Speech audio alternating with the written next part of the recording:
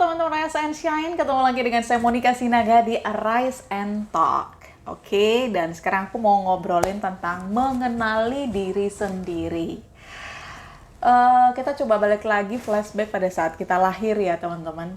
Kita lahir, hadir ke dunia, itu totally kita belum kenal apapun. Dan begitu kita mulai beranjak pada masa pertumbuhan, biasanya orang yang pertama kali mengenalkan kita pada banyak hal, makanan, minuman, hobi, dan lain sebagainya itu adalah orang tua kita. Dan biasanya yang mereka kenalkan kepada kita adalah segala hal yang mereka sukai. Ya nggak sih? Nggak mungkin hampir tidak ditemukan ya. Mudah-mudahan. Enggak. Memang ini sebuah hal yang akan amat jarang ditemukan. Orang tua lo nggak suka renang, terus dia akan ngajari renang. Nyokap lo nggak suka masak, tapi dia akan ngajari lo masak. Itu kayaknya hal yang tidak mungkin terjadi. Biasanya mereka mengenalkan pada dunia, hobi, makanan, minuman, kesukaan yang mereka juga sukai. Ya nggak sih? Orang tua lo suka sama otomotif, otomatis tuh anaknya dikenalin juga sama dunia otomotif. Karena pasti dari kecil dia akan sering lihat bokapnya ke bengkel, kemudian agak besar dikit diajak, sering mungkin jalan-jalan ke showroom dan lain sebagainya. Kurang lebih seperti itu ya. Nah, begitu kita beranjak remaja, memasuki masa remaja, kemudian beranjak dewasa, kita mulai bisa mencari informasi apa yang kita mau, kita mulai masuk dalam sebuah komunitas, kemudian teman sekolah, guru dan lain sebagainya memberikan kita input nih ya, untuk akhirnya kita memiliki banyak pilihan. Nah, disitulah proses mengenali diri sendiri itu dimulai. Saya mau cerita dulu nih tentang waktu kecil. Aku lahir dari orang tuaku tentunya. Masa orang tua lain ya. Aku lahir dari mamaku, kemudian begitu besar, sekitar umur 2-3 tahun, seingat aku kayaknya di lingkungan rumahku waktu itu tidak aku temukan banyak anak-anak. Nggak kayak sekarang kalau komplek gitu kan kita bisa ngenali ya. Oh, komplek A banyak ibu-ibu muda. Oh, kalau di perumahan B atau komplek B misalkan Citra apalah gitu, oh disitu banyak pensiunan gitu. Itu dengan sangat mudah kita kenali sekarang. Tapi kalau zaman aku dulu waktu itu di lingkunganku tidak kutemukan cukup banyak anak-anak. Sementara papaku orang yang sangat sibuk, seminggu sekali baru pulang karena kerja di luar kota, dan mamaku gak pakai pembantu. Seperti yang aku pernah cerita di YouTube sebelumnya, mamaku passionate banget sama dunia kebersihan, jadi dia seneng banget bersih-bersih rumah gitu. Alhasil aku berteman dengan anjingku yang tersayang, namanya Holly ya waktu itu. Begitu beranjak pada masuk usia TK waktu itu, aku nggak bilang bahwa mamaku nggak punya cukup skill parenting ya, tapi artinya dalam hal how to say-nya kepada anak, kurasa waktu itu memang informasinya kurang. Jadi yang aku tahu waktu itu, aku begitu udah agak besaran dikit, tiba-tiba aku diajak aja masuk ke sebuah gedung, aku sibuk mainan sendiri, terus nyokap lagi ngobrol sama ibu-ibu gitu, terus dari jarak jauh nyokap cuman bilang, kamu mau masuk TK 0 kecil atau 0 besar? Nggak pakai TK. Kamu mau masuk, Monik, kamu mau 0 kecil atau 0 besar? Gitu. Padahal kalau anak-anak mau dikasih pilihan yang kecil atau besar kan pasti akan pilih yang besar.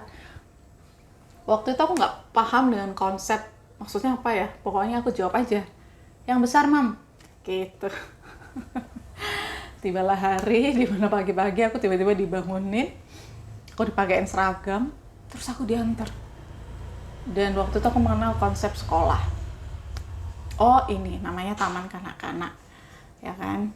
Terus karena aku orang Batak, sekalipun orang Batak, bahasa ibu juga bahasa Batak. Begitu aku masuk ke sekolah, itu ruming banget, aku nggak ngerti bahasanya. Karena TK zaman aku dulu, ya ampun, jadi inget umur ya. Jadi zaman aku dulu, ibu gurunya pada pakai bahasa Jawa halus. Dan aku sangat nggak ngerti itu pada ngomong apa, gue sedih banget waktu itu. Tapi aku nggak bisa ngomong apapun. Nah, karena orang Jawa itu biasanya identik dengan Muslim, waktu itu pulang dari sekolah, gue juga nggak dijemput loh, karena sekolahnya deket.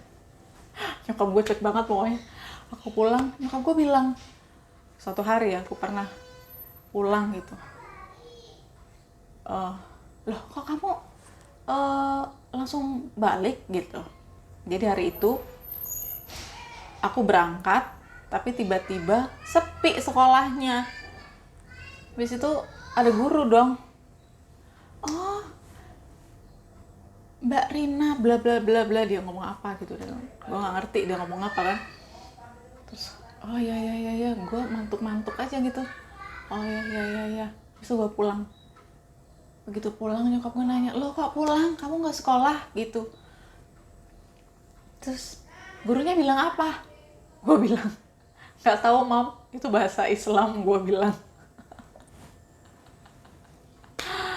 Saking gue nggak pahamnya bahasa Jawa, halus ya, kromo inggil.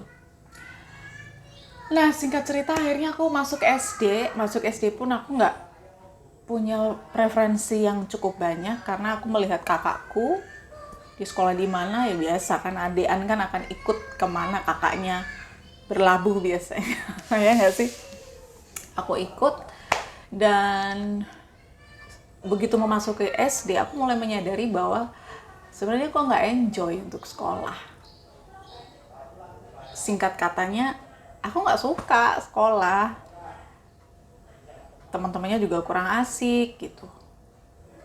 Terus aku juga masih problem dengan bahasa.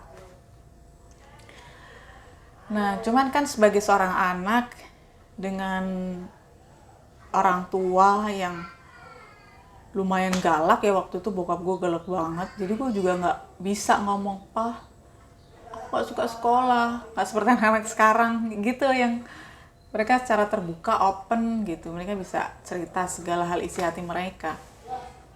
Nah, dari situ masuk kelas 1, kelas 2, aku bahkan nggak pernah memperhatikan guruku, karena aku suka main, suka menggambar, melukis gitu. Dari situ aku mulai nangkep, kayaknya aku memang suka deh dengan segala hal yang berbau menggambar, menulis halus gitu, yang berseni-seni gitu, aku suka. Nyanyi, suka gitu. Tapi nyokap gue kayaknya nggak bisa menangkap itu. Akhirnya begitu masuk kelas 3, gue nggak naik kelas. Ya, siapa di sini yang pernah nggak naik kelas? Dan di zamanku waktu itu, yang namanya nggak naik kelas itu adalah sebuah aib besar. Ya, sementara aku pulang dengan ketakutan yang luar biasa, dan bener aja gue dihajar habis-habisan sama bokap waktu itu ya. Nah, dari situ gue merasa bingung dengan apa sih sebenarnya yang aku sukain. Kenapa aku suka sesuatu, ada kebingungan di situ gitu. Di satu sisi aku kayaknya suka seni deh kayaknya, tapi itu kayaknya nggak laku di zaman itu. Apalagi waktu itu pokoknya stigma bahwa anak-anak yang nggak bisa matematika, nggak bisa IPA, itu adalah anak yang bodoh. Duh, ngeri kali pun ya kan. Itu sedih banget loh. Terus kita dibanding-bandingin gitu sama anak-anak tetangga. Si Anu tuh matematikanya 9, 10 gitu. Dan buat aku yang waktu itu juga di zaman itu kayak stigma bahwa yang nggak bisa matematika itu adalah anak bodoh, itu akhirnya yang aku terima kan. Wow, gue kayaknya bukan anak yang pintar, anak bodoh itu kok nggak bisa, nggak suka matematika. Kayak sebuah kehinaan gitu kalau pintarnya adalah menggambar, pintarnya adalah menyanyi gitu. Akhirnya selama SD itu aku belum berhasil untuk mengenali siapa diriku sesungguhnya. Dan stigma bahwa Monik itu adalah anak yang biasa-biasa aja, bahkan mungkin bodoh waktu itu nancep banget di kepala. Sampai akhirnya aku lulus SD dan nemku ya waktu itu pasti pakai nemku nggak bagus, biasa banget. Bokap gue marah lagi juga gitu. Sementara teman-temanku yang lain mereka berhasil masuk di SMP favorit dan aku nggak masuk, nggak kehitung juga karena nemnya kecil. Kalaupun ada teman gue yang nemnya sama terus bisa masuk di favorit, sekolah favorit waktu itu, karena bokapnya berani ngeduitin juga gitu. Sementara bokap gue nggak mau yang kayak gitu. Akhirnya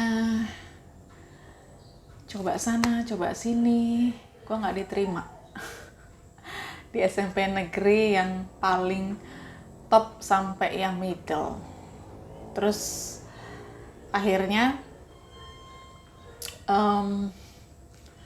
ketemulah aku di salah satu sekolah yang nggak pernah aku pikirkan, tidak pernah terpikirkan maksudnya. Dan aku keterima di situ. Ekstrimnya itu adalah sekolah anak-anak buangan gitu deh, pokoknya sekolah swasta isinya anak-anak buangan. Serem banget ya stigma anak-anak waktu itu. Dan bokap gue kecewa banget, tapi daripada anak gue nggak sekolah gitu kali ya mikirnya. Dan aku ingat banget waktu itu aku diantar sama kakak sepupuku almarhum, Kak Butet waktu itu. Waktu bokap gue lagi bayar-bayar pendaftaran gitu, kakak gue bilang gini, Monik, lu nggak apa-apa sekolah di sini, jangan kecil hati.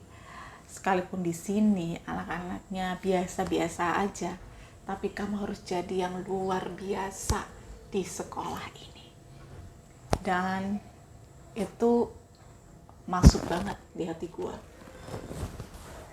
Pulang rumah, bokap gue masih ngomel-ngomel itu, makanya tuh kamu belajar bla bla bla bla bla tredung deng des. Akhirnya aku masuk di, jadi waktu itu kelas satunya tuh ada sampai D kan, 1A, B, C, D, dan di kelas D itu aku masuk di kelas favorit pilihannya anak-anak di situ lah, ya lumayan lah, sekalipun anak-anak yang katanya anak-anak buangan, anak-anak nggak masuk hitungan, tapi gue masuk di kelas pilihan lah waktu itu. Dan dari situ, dari sejak kakak gue almarhum pernah ngomong itu, gue udah mantapkan diri gitu, gue harus jadi sesuatu lah gitu. Meskipun waktu itu gue juga nggak ngerti mau jadi apa ya. Kayaknya kalau ranking 1 nggak mungkin juga gitu, karena secara mata pelajaran banyak yang gue nggak suka. Terus aku masuk di kelas 1. Di kelas 1 aku semangat-semangatin deh. Aku belajar lebih sungguh lagi. Aku menjadi orang yang lebih aktif gitu. Pokoknya memperbaiki diri. Karena nggak enak banget juga kan diomelin sama orang tua setiap hari gitu, dibanding-bandingin gitu. Meskipun waktu itu aku juga nggak ngerti gue bisa ngapain ya di sini ya kalau mau jadi sesuatu yang luar biasa.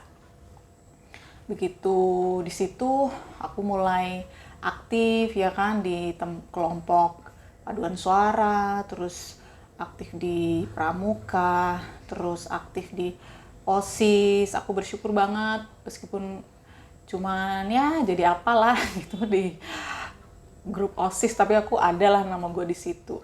Masuk kelas 2 aku mulai dikenalin sama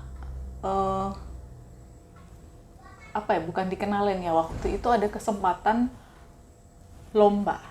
Jadi ada lomba speech contest pakai bahasa Inggris. Nah, kebetulan gue cukup suka tuh ngomong bahasa Inggris, ya kan. Buat gue waktu itu kayaknya keren nih kalau bisa ngobrol bahasa Inggris gitu. Nah, gue akhirnya terpilihlah dari sekian banyak anak-anak di sekolah itu untuk mewakili sekolah lomba speech contest satu kota gitu. Akhirnya gue ditempa lah sama guru bahasa Inggris gue, namanya dulu Bu Yuni, ya kan. Bu Yuni yang melatih gue gitu. Nah, dari situ gue mulai hafalin, gue latihan, dan lumayan disiplin ya, bahkan sangat disiplin lah hitungannya Bu Yuni waktu itu.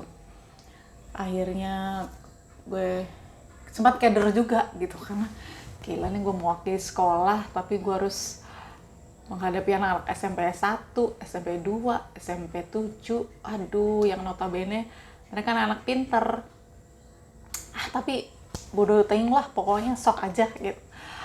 Ternyata akhirnya gue masuk semifinal, masuk final. Begitu final, gue dapat juara 2, Bo. Waduh, disitu gue grateful banget. Dan disitu gue mulai tumbuh nih percaya dirinya, bahwa ternyata gue bisa ya gitu. Mungkin di luar daripada seni yang akhirnya gue tinggalin itu, gue bisa menemukan sesuatu nih yang paling gak bisa bikin bangga bokap nyokap gue gitu. Kebayang gak anak kayak aku dengan latar belakang yang kalian tahu sebelumnya itu dapat juara 2 speech contest se-Kota Magelang SMP waktu itu, ngalahin anak-anak orang kaya dan anak-anak pintar itu. Nah, dari situ muncul percaya diri, gue diikutin lagi seleksi lomba pidato dalam bahasa Indonesia. Dalam bahasa Indonesia, melewati tempaan, ibu guru, latihan dan lain sebagainya. Gue pokoknya latihan terus di rumah juga, gue ngoceh, gue gimana lah caranya sambil gue doa kencang gitu. I want to prove to my parents gitu, bahwa aku bisa berikan yang terbaik buat mereka. Nah, melewati masa masuk semifinal, gue masuk final lagi, Bo. Seneng banget ya.